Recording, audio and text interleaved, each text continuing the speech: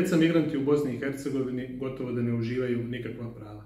Kako djeca, tako i maloljetnici bez pratnje. U privremenim prihvatnim centrima imaju jako dobre uslove za život. Međutim, pravi problemi nastaju kada napuste te prihvatne centre.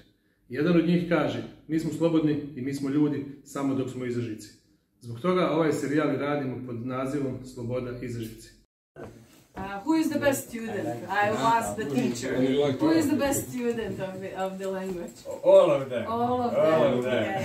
Grupe mijenjaju tako da bude dosta i ponavljanja, gradiva i svega.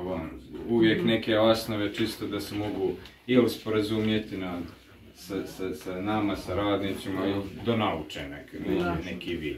Tako da. A svakako pored časova jezika naš primarni posao identifikacija slučajeva rodno zasnovanog nasilja. S tim slučajima isto tako radimo, te usluge seksualnog i reproduktivnog zdravlja. Tu je naš doktor urolog koji dolazi jednom sedmično, održava sesije, te ukoliko je potrebno, ako neko ima urološki problem ili nešto, organizujemo transport u bolnicu gdje imaju usluge urološkog pregleda, urade laboratorijske nalaze, mikrobiološke nalaze i sve ostalo. I pored toga, naravno, uvijek imaju kreativne radionice gdje kao neka okupaciona terapija, zatim sportske aktivnosti, jednom sedmično idem u HSC arenu tu u Bihać, gdje imaju nogomet, bilijar, stolni tenis, tako da društvene igre, socijalizacija i svi vide takve aktivnosti.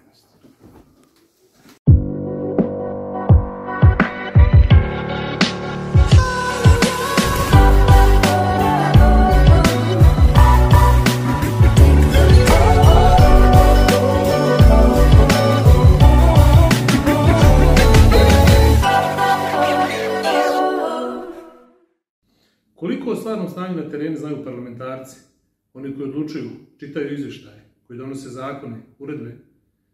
Šta zaista piše u tim izvještajima i koliko su informacije prave?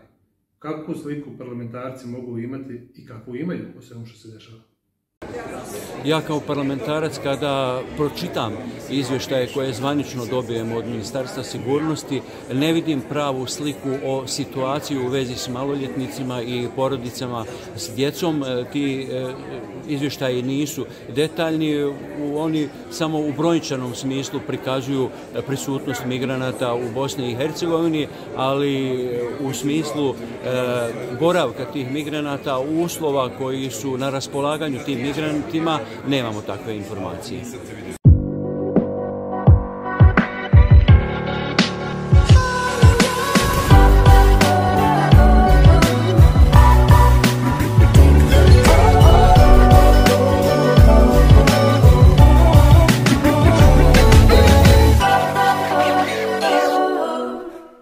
Mi posebno imamo tu notu da radimo i dosta sve na volonterskoj osnovi.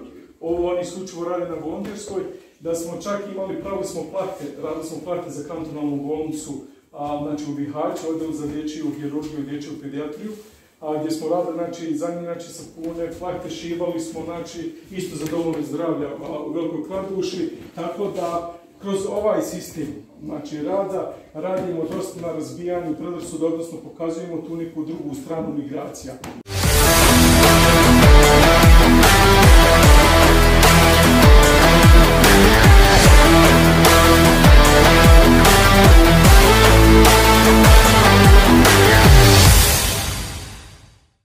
Migrantska ruta kroz Bosnu i Hercegovinu je i dalje aktivna i dalje velik broj migranata dolazi u sjeverozapadni dio Bosne i Hercegovine, odnosno Unsko-Sanski kanton, sa željom da u što kraćem vremenu pređu granicu s Republikom Hrvatskom i da nastave prema željenoj destinaciji u nekim od zemalja Europske unije. Mi imamo ranije vrlo negativno iskustvo što se tiče upravljanja migrantskom krizom i migrantskom rutom kroz Bosnu i Hercegovinu.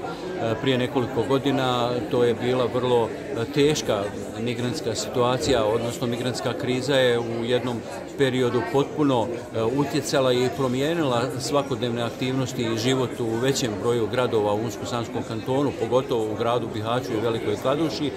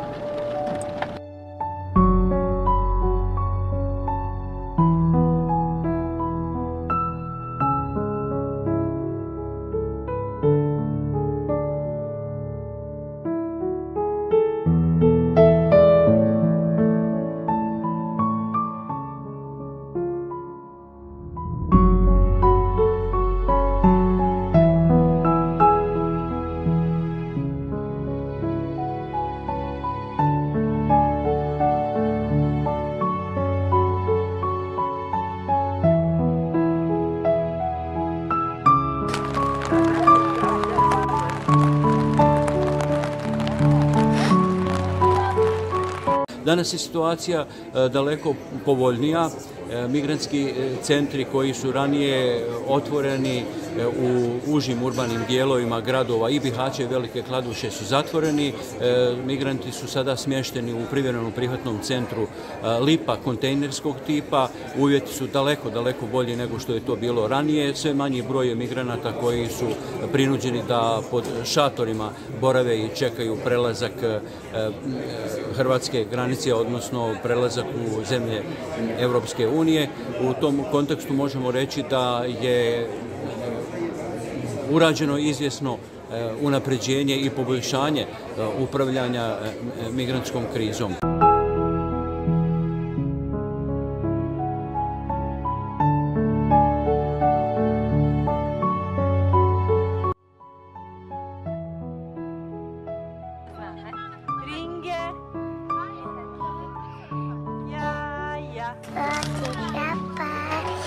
Papo je, jedno jaje, a mi tu